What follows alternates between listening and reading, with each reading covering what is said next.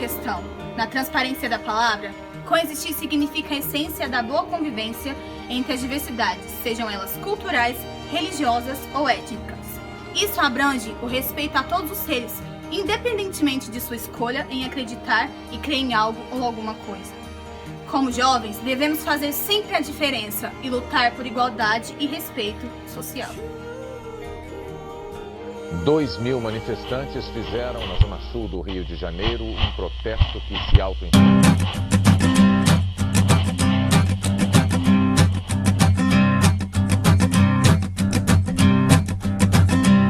There's a man going round taking names, and he decides who to free and who to blame. Everybody won't be treated all the same. There'll be a golden ladder reaching down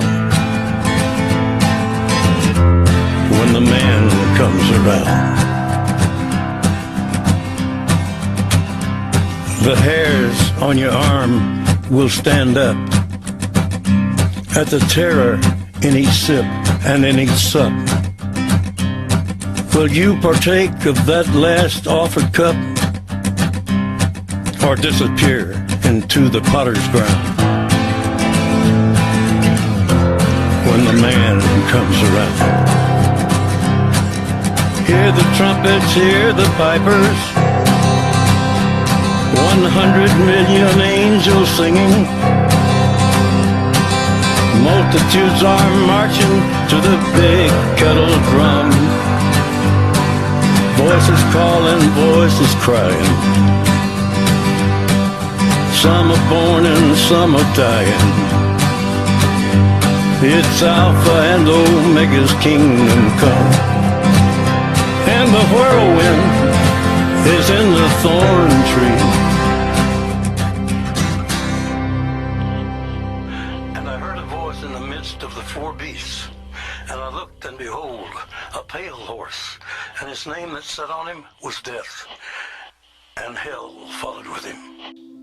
Religião.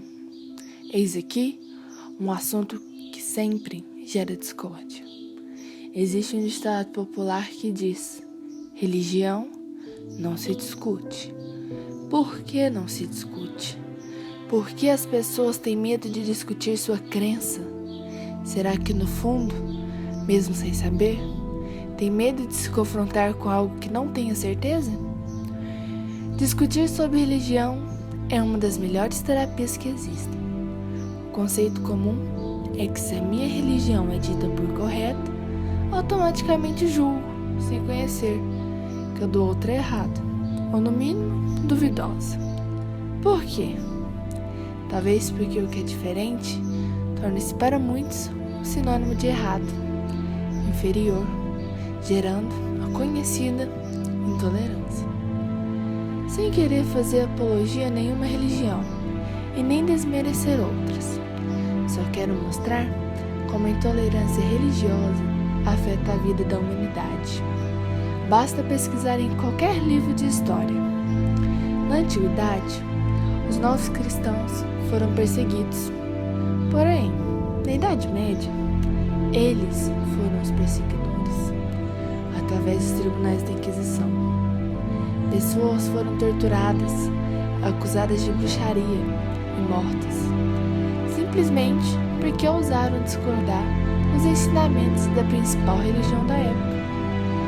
Na América pré-colombiana, os templos foram derrubados e em seus alicerces foram erguidas igrejas católicas, sem o mínimo remorso. Como poderiam ter tal sentimento se acreditavam que estavam fazendo o correto em sua missão catequizadora? Desnecessário falar sobre as atrocidades cometidas contra os judeus durante a Segunda Guerra. Na história do Brasil, o que não faltam são exemplos de intolerância religiosa. Quando os portugueses aqui chegaram, ninguém se interessou em saber como era a crença dos indígenas. O cristianismo, mais especificamente o catolicismo, foi imposto como se fosse um rolo compressor, destruindo toda a cultura religiosa em que eles acreditavam. Uma das principais vítimas dessa intolerância são as religiões afro-brasileiras, por usarem instrumentos de percussão em suas reuniões. Os praticantes dessas religiões invariavelmente são chamados pejorativamente de macumbeiros.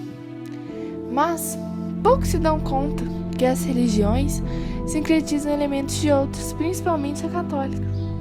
Suas músicas, suas vestes, seus rituais e outros símbolos são alvos de perseguição. Existe um caso de uma situação onde uma empresa só contratava funcionários de uma determinada religião, e os outros que lá já estavam, ou eram de outras, foram aos poucos substituídos. Um certo homem, depois de ter sido comunicado que seria dispensado, foi assediado para ficar, quando o responsável descobriu que o homem era da mesma religião que a dele. Embora a situação estivesse favorável para esse tal homem, recusou a proposta, pois considerava esse critério de seleção inaceitável, tanto para admissão quanto para demissão. Pode-se concluir que, em muitos casos, o perseguido de hoje acaba por se tornar o perseguidor de amanhã. O pior de tudo é que todas elas sempre pregam ao homem e à humanidade como sendo suas principais características. Será que Jesus, se viesse hoje, seria tão radical quanto somos? Quanto sangue já foi derramado em nome de Deus? Quanto ainda será?